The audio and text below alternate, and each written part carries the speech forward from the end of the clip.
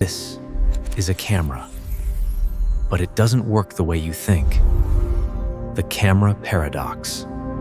You ever take a photo, look at it, and just, your stomach drops?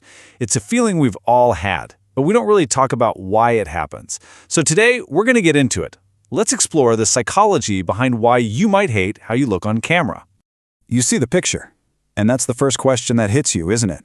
It's such a jarring moment, because suddenly the person on the screen just doesn't feel like the person you thought you were.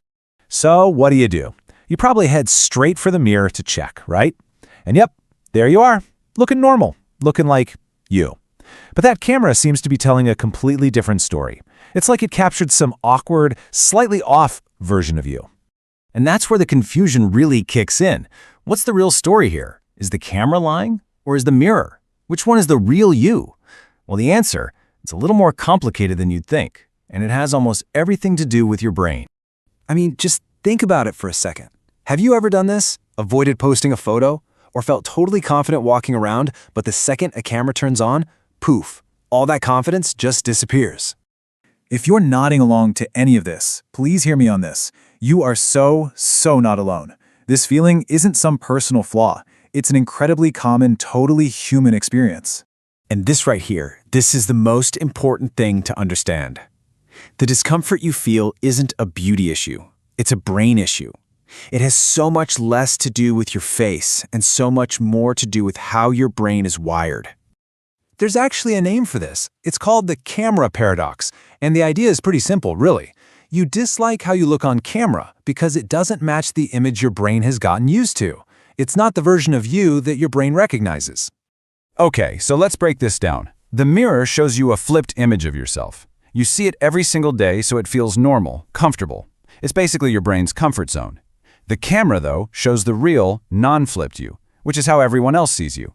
And because that's unfamiliar, your brain's immediate reaction is, whoa, that looks wrong. This is all explained by a fascinating psychological principle called the mere exposure effect. All it means is that we humans tend to prefer things simply because we're familiar with them. Your brain doesn't like the mere you because it's better, it likes it because it's seen it thousands of times. So, let that really sink in for a moment. You're not reacting to your face because you think it's ugly. You're reacting to it because it's new. Your brain isn't thinking ugly, it's thinking unfamiliar. It's the novelty that feels wrong, not your face itself. But this brings up another big question. We all kind of assume that the camera tells the objective truth. But does it? Is what you're seeing on that screen even reality? The short answer? Not really. Phone cameras, especially those front-facing selfie cameras, use wide-angle lenses that literally distort your face. They can make your nose look bigger, stretch your features, and they flatten everything into a 2D image. That's completely different from how our eyes perceive the world in 3D. And on top of all that, our brains play another little trick on us. Think about it. You see other people in motion, laughing, talking, full of personality, but you judge yourself based on one single frozen moment. We end up comparing their dynamic highlight reel to our own worst freeze frame. It's a completely unfair comparison. You know, has anyone ever told you you look so much better in real life? Sometimes it can feel a little weird, but it's actually a huge compliment. What they're really saying is that a static photo just doesn't do justice to your dynamic, real-life presence. And that's really the heart of it. Your attractiveness is dynamic. Your energy, your expressions, your whole vibe. A camera can only ever capture something that is static. It's just one frozen slice of time, and it can never, ever capture the whole you.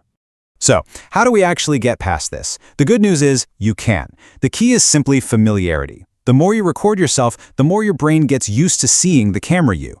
Try watching videos of yourself instead of just looking at photos. That movement brings the real you back into the picture. And just remember, neither the mirror nor the camera is more real. They're just different perspectives. And hey, for anyone out there who wants to create content or just get more comfortable on camera, please hear this. That initial discomfort is totally normal. It's part of the process. It's a hurdle to get over, not a sign that you should stop. And never forget what a camera lens just can't capture. It can't show your energy. It can't see your confidence, your presence in a room. And most importantly, it can never capture how you make other people feel. So I want to leave you with this thought. After everything we've talked about, the psychology, the lens distortion, the unfair comparisons, What if the problem was never your face to begin with? The next time you see a picture of yourself and feel that little pang of disappointment, just pause for a second. Try to resist that automatic urge to ask, why do I look like this? Instead, try asking yourself this question: why am I not used to this yet? That simple shift changes everything. It turns a problem of appearance into a process of familiarization. Because real confidence isn't about looking perfect on camera. It's about becoming comfortable with all the versions of yourself, including that one.